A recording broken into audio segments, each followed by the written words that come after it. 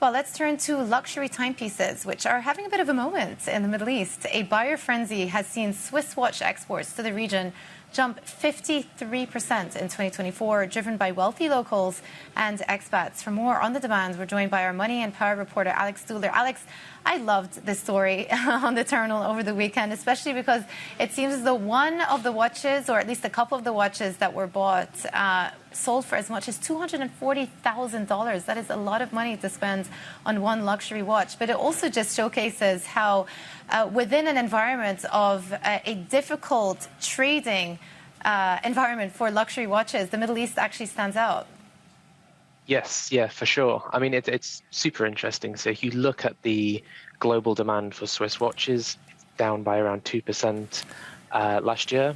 In the Middle East, it jumped 53%. So if you go to Dubai Mall, there's a huge demand for luxury timepieces.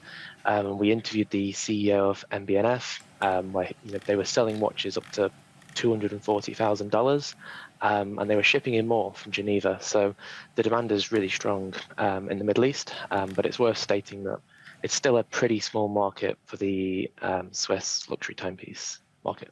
Yeah, well, this is what I was going to say, right? So many of these luxury players have really felt the weakness and the slowdown come through from Chinese consumers. To what extent can the Middle East compensate for some of the sales that have been lost in China? Or is it still a drop in the ocean compared to those larger markets?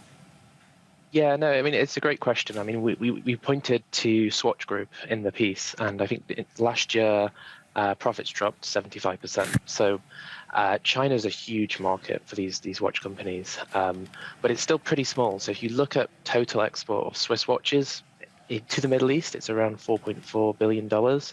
Asia, they're exporting $13.8 billion. And globally, they're exporting around $29.4 billion. So the Middle East is still a small market, but it's growing in importance. And I think that's what I definitely emphasize there.